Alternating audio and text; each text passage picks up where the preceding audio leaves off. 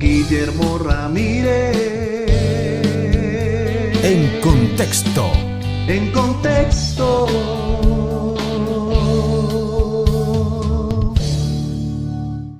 Hola, ¿Biblias adulteradas?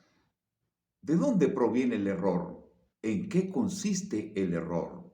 Estas preguntas encierran muchas respuestas y muchas vertientes que yo les invito en esta ocasión a colocarlas en contexto.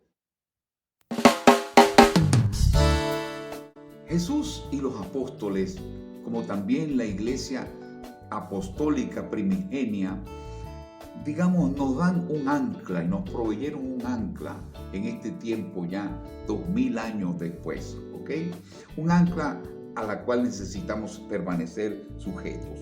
Yo quiero que por favor me acompañen a leer una escritura en Segunda de Pedro capítulo 1. Segunda de Pedro capítulo 1, versículo 19 al 21, donde dice así: tenemos también la palabra profética más permanente, la palabra profética más segura, a la cual hacéis bien en estar atento como una antorcha que alumbra en lugar oscuro hasta que el día esclarezca y el lucero de la mañana salga en vuestros corazones. Entendiendo primero esto, que ninguna profecía de la Escritura es de particular interpretación, porque la profecía no fue en los tiempos pasados traída por voluntad humana, sino que los santos hombres de Dios hablaron siendo inspirados por el Espíritu Santo. Hablaron siendo inspirados por el Espíritu Santo. Ya en los 3 videos anteriores hemos venido explicando la posición de Jesús y el ancla y la antorcha que Jesús nos dejó en esto, como también los apóstoles. Ahora leemos esta escritura, ¿sí? Tenemos la palabra profética más segura, la palabra de la escritura, esa palabra que los apóstoles vaciaron en aquella escritura y que vamos a ir ahora comprendiendo en la medida que vayamos avanzando. Pero, ¿en qué consiste la lucha de hoy? Hoy como hijos de Dios, hoy como ministros de Dios, ¿en qué consiste esa lucha? Bien, consiste en el hecho de que nos encontramos con Biblias adulteradas, ¿ok? Que la Biblia como tal ha sido atacada fuertemente y ese ataque ha arreciado, ¿ok?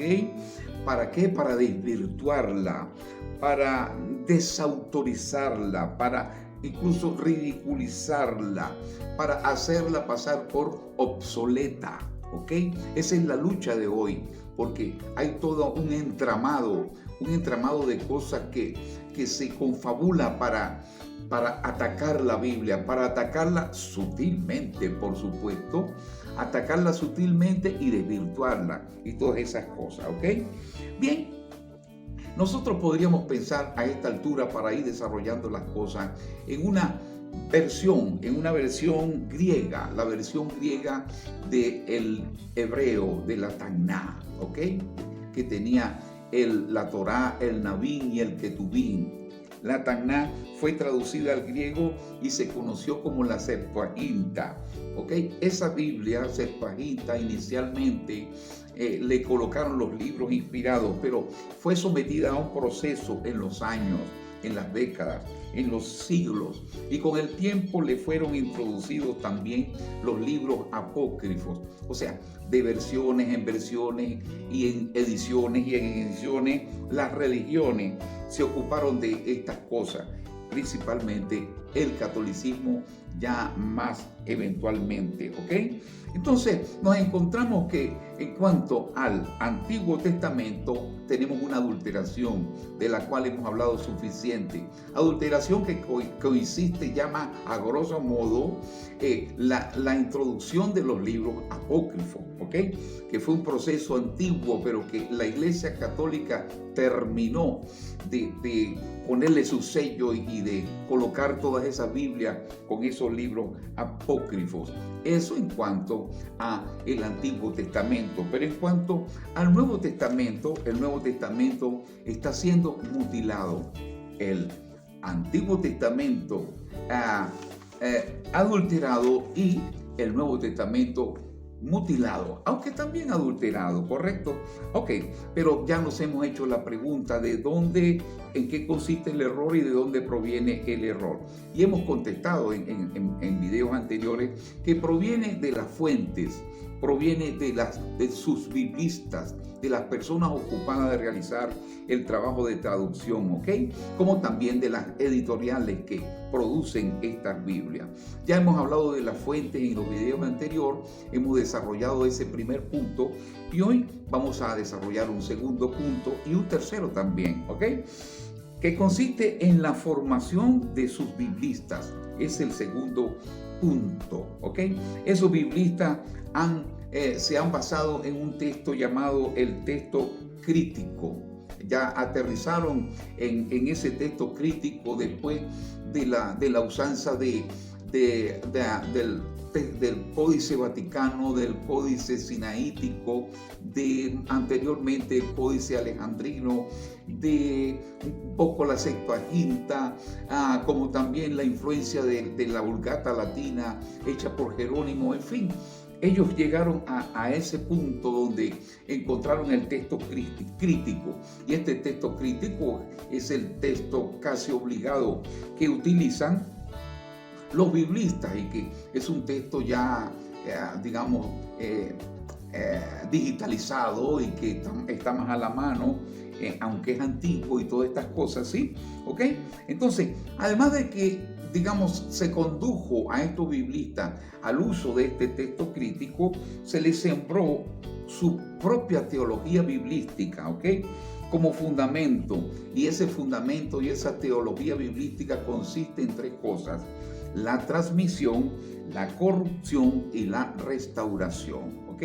O sea, según ese criterio teológico, la Biblia fue recibida a través de una transmisión, o sea, los profetas a través de una transmisión recibieron de parte de Dios esa Biblia, okay, cosa que ellos no colocan con mucha firmeza, una transmisión, pero luego hubo una corrupción del texto, hablando sobre todo del Nuevo Testamento, una corrupción porque se le introdujeron cosas una y la otra, y una copia y un viaje y otro viaje. Así que de acuerdo a esa teología, por 1500 años la iglesia tuvo un texto corrompido, ¿ok? Y luego la restauración, que es el trabajo que ellos se han abrogado a sí mismos y que dicen estar realizando, el trabajo de la restauración. O sea, su criterio teológico dice que la Biblia como tal fue objeto de una transmisión, luego una corrupción, y ellos ahora están realizando la restauración. Y para ello pues apelan a la arqueología, apelan a la paleografía, apelan a otras disciplinas, pero básicamente se fundamentan sobre todo en la ciencia. Y digamos que otras vertientes de la Biblia, otras versiones de la Biblia, ellos la desvirtúan, ¿ok? No, eso ellos no tenían sino tantos textos, nosotros tenemos tantos y cuantos textos. Y en fin, ellos comienzan a colocar su propia argumento al respecto, ¿ok? Entonces ellos están haciendo una restauración, pero eso choca con lo que dice el apóstol, porque dice el apóstol que nunca la escritura ha venido por interpretación privada. Y es lo que están haciendo ellos, una interpretación privada, porque ellos usan su método textual, ¿sí? Su crítica textual, ¿sí? A través de la cual ellos no traducen literalmente lo que dice, sino lo que quiso decir, o lo que quiso decir este autor, refiriéndonos a los autores de los diferentes libros de la Biblia, lo que quiso decir aquí, lo que quiso decir allá. Entonces ellos, digamos, hacen su propia interpretación y la plasman en la Biblia. Entonces digamos, pretendiendo ellos hacer una restauración, hacen una corrupción. Más bien una corrupción del texto, y entonces hacen mutilaciones porque esto no estaba en los manuscritos más antiguos, y esto no estaba aquí, y esto no estaba allá.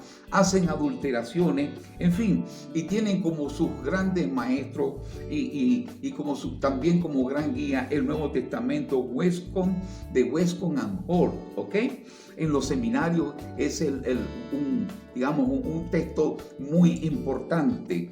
Y texto que contiene, y en todo su trabajo que hacen, se consiguen unas 5,000 variantes. ¿Sí? Eso está documentado, 5,000 variantes y 600 modificaciones del Nuevo Testamento. Y esto también, entonces esto desenlaza una modificación de la doctrina, ¿ok? Porque todo esto entra en el campo de la doctrina, y además en la desautorización del texto bíblico como tal. ¿Para qué? Para desvirtuarlo y para que hacer que la fe de las personas naufrague, tanto de la iglesia como de los nuevos lectores de la Biblia, que dicen, bueno, estos dicen una cosa, los otros dicen otra cosa. Entonces, ¿será que la Biblia es verdadera? Y ese es el fin. Porque ellos tienen otra Biblia humanista preparada y están preparando al nuevo hombre de acuerdo a los planes del Vaticano y todas estas cosas. Una nueva Biblia que acepte tal cosa, tal que, digamos, no se puede condenar tal pecado, no se puede condenar tal pecado, ni se hace, lo cual ellos dicen que ellos van a crear entonces un mundo sin pecado. Y no es porque la gente no cometa pecado, sino porque ellos van a eliminar el concepto de pecado. Y como dice la misma Escritura, donde no hay ley, entonces no hay infracción de la ley. Si esta calle que pasa aquí al frente tiene una flecha con sentido a la derecha, pero llegan las autoridades un día, dicen, esta flecha no existe más. Si usted se mete en sentido contrario, pues no está infringiendo ninguna ley. Y en eso consiste, ¿sí? Ir trabajando, haciendo un trabajo cosmético a la Escritura para hacer desaparecer sin pecado y llegar a un mundo sin pecado.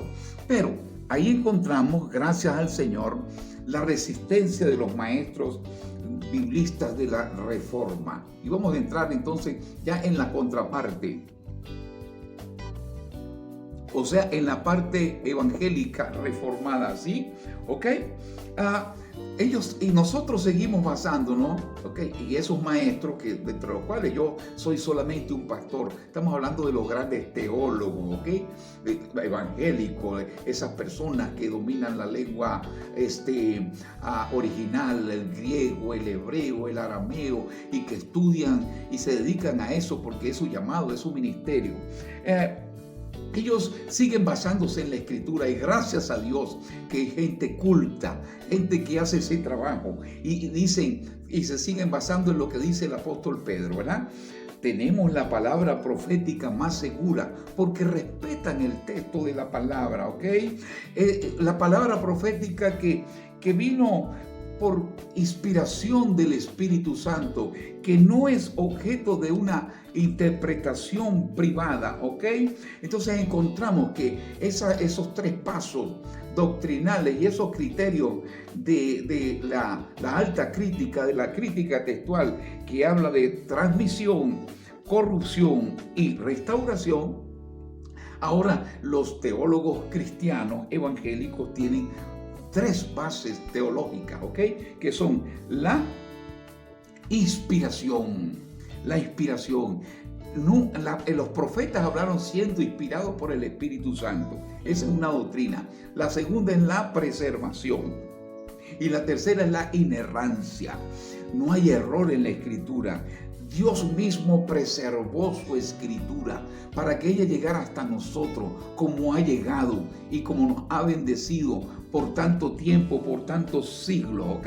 Entonces, seguimos nosotros con nuestro uso al elaborar la Biblia del Códice Masorético, que para el Antiguo Testamento, y el texto recibido elaborado por Erasmo de Róterdam, pero que no fue solamente Erasmo de Róterdam. Hubo otro texto que se llamaba la versión políglota complutense, la políglota complutense, que fue ordenada incluso por un cardenal, el cardenal Cisneros, en 1514, ¿ok? Y fue anterior al texto recibido. Y entre las lenguas que contenía esa versión políglota estaba la versión griega, ¿correcto? En griego. Y luego vino el texto recibido, claro, muy pocos años después. Y ese texto recibido fue objeto de revisiones y revisiones y revisiones. Y fue, claro, no de fondo, porque el texto era muy puro, ¿ok? Pero fue siendo mejorado y fue siendo llevado con una revisión y otra, fue llevado a un punto más preciso, ¿ok? Y hay que tener en cuenta que todos esos trabajos tuvieron en sus orígenes manuscritos en latín, ¿ok? En aquel tiempo, y copias en latín, ¿ok?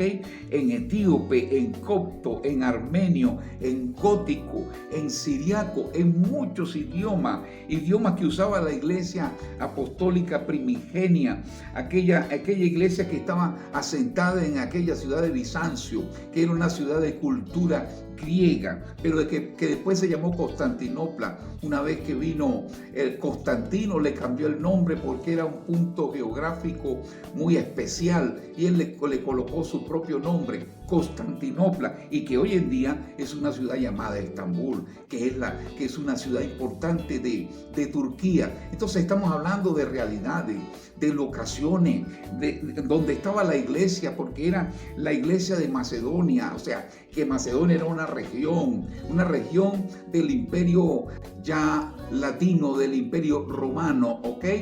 Filipenses, Éfeso, Tesalónica, Gálata, allí estaban las iglesias, y allí se movían los manuscritos, y de allí surgió ese mover del Espíritu Santo, esa avivamiento del Espíritu Santo, esa palabra profética más segura, que después aterrizó en la políglota complutense y también en el Textus Receptus, y es la palabra que nosotros tenemos hoy, la palabra profética más segura. Pero vayamos a otras consistencias de este tiempo, ¿ok? Porque no se ha quedado todo allí, el Espíritu siguió obrando en el tiempo, porque ya en 1978, muy recientemente, en 1978 se hace la Declaración de Chicago, ¿ok? Y esa Declaración de Chicago partió del punto de que la Biblia era inspirada, y es una declaración que fue levantada por 240 teólogos, ¿ok? No estamos hablando de personas estudiadas, ¿sí? Teólogos evangélicos, ¿ok? De esa declaración de Chicago para resistir el error de la crítica textual que cada día venía arreciando, ¿sí? Y a partir de la inspiración, entonces, establecieron la teología y la restablecieron de la preservación y de la inerrancia, que ya fue más reciente, ¿sí?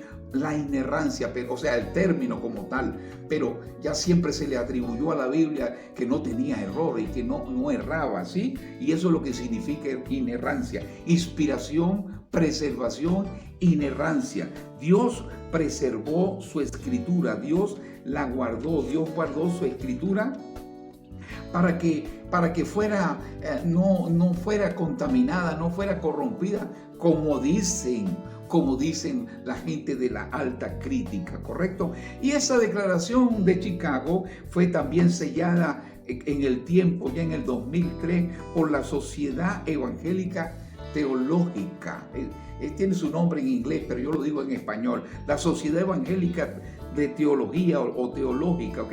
Entonces esos fueron unos espaldarazos de tipo institucional evangélico. Por cierto, todos estos datos y muchos de estos datos en internet, en la red, son ocultos, o sea, están, pero uno tiene que hurgar mucho para encontrarlos en la red, como no pasa con la información de la alta crítica, que se consigue rápidamente en Wikipedia, ¿ok? Se consigue fácilmente una y la otra. Ahora vamos a detenernos acá, pero quiero recordarte que tu mejor ofrenda para este ministerio es suscríbete.